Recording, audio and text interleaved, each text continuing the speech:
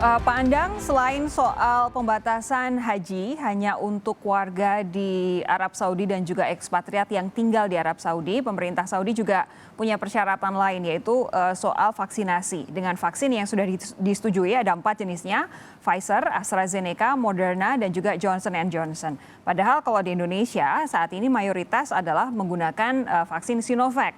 Ini juga yang kemarin sempat ada percepatan vaksinasi untuk para calon jemaah haji dengan harapan kalau sudah divaksinasi bisa kemudian diterima di Arab Saudi. Kalau kemudian menggunakan 4 vaksin ini sampai dengan saat ini yang diakui oleh pemerintah Arab Saudi, apa kira-kira yang bisa kita lakukan? WHO memang sudah mengakui efektivitas, efikasinya Sinovac, tapi ini belum masuk ke dalam yang diperbolehkan oleh Arab Saudi. Penjelasan Anda bagaimana, Pak Andang?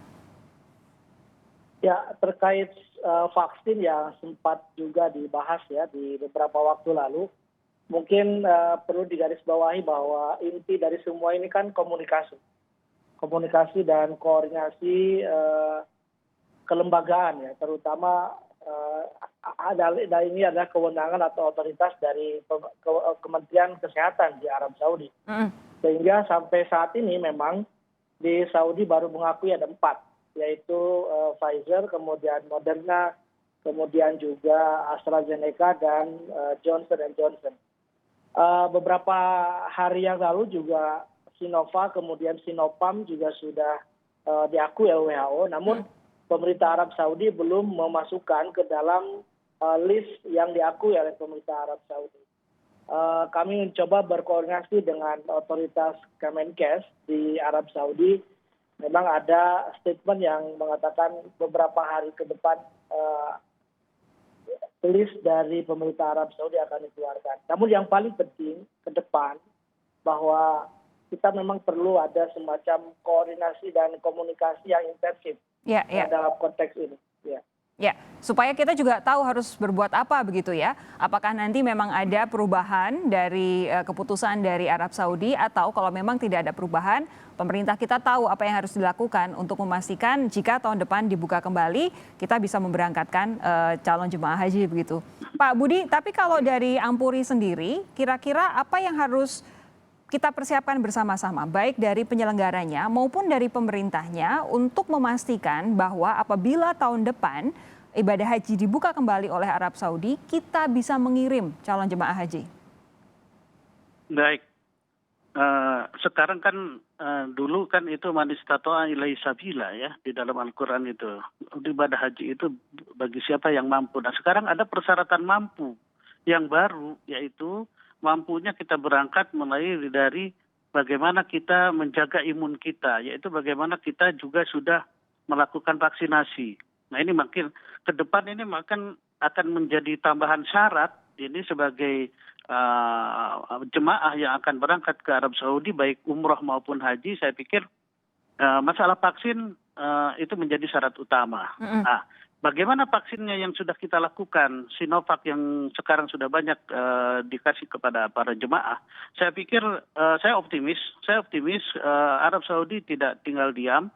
Ya, kemudian perwakilan kita, pemerintah Kang Jumali, kemudian ada Pak Dubes juga.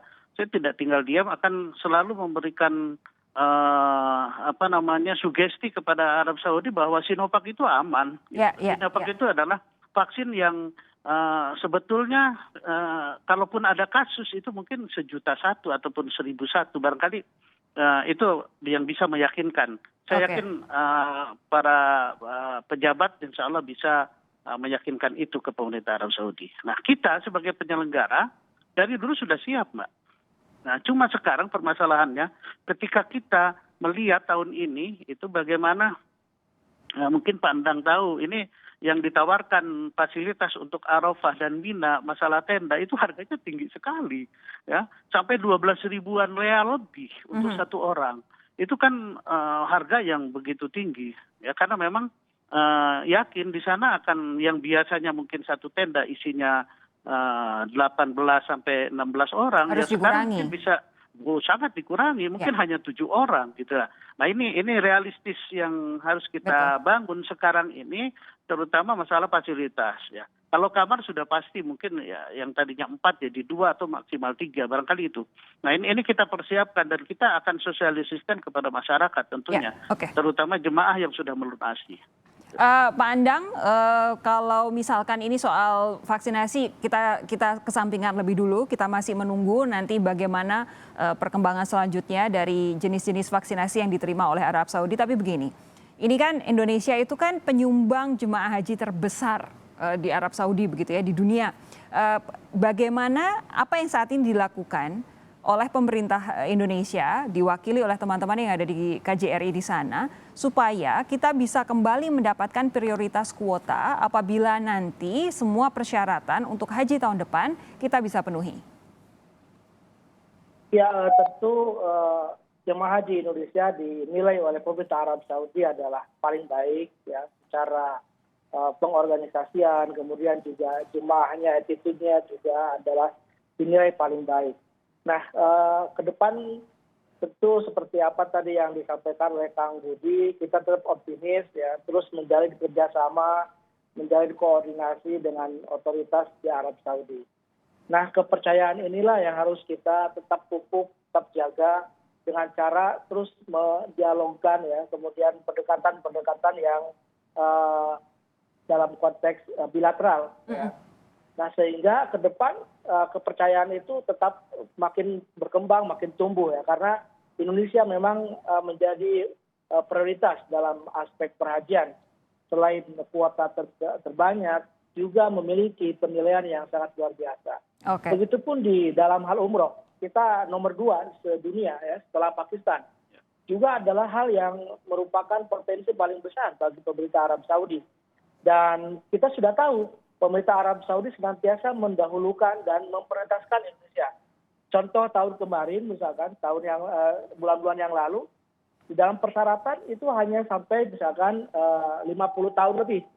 Tetapi pada kenyataannya Arab Saudi memberikan bagi umur yang 60 tahun dari Indonesia bisa berangkat.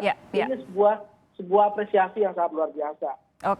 Tentu segala upaya pasti akan diupayakan oleh pemerintah Indonesia dan juga teman-teman KJRI di sana supaya jika tahun depan sudah ada izin kembali kita bisa mengirimkan calon jemaah haji karena kalau dari data Kompas per 3 Juni kemarin antrean haji di Indonesia itu jumlah pendaftarnya sudah 5.014.000, rata-rata waktu tunggunya 21 tahun. Jadi ini memang sangat pantas untuk diupayakan bersama supaya bisa sebanyak-banyaknya masyarakat Indonesia yang memang sudah mampu berhaji bisa berangkat tahun depan jika memang sudah dibuka kembali. Pak Andang, Pak Budi, terima kasih sudah bergabung bersama kami. Sehat terus. Kita jumpa lagi lain waktu ya. Assalamualaikum warahmatullahi wabarakatuh. Kang Dang, Terima kasih Kang Budi. Assalamualaikum. Itu tadi jadi penutup.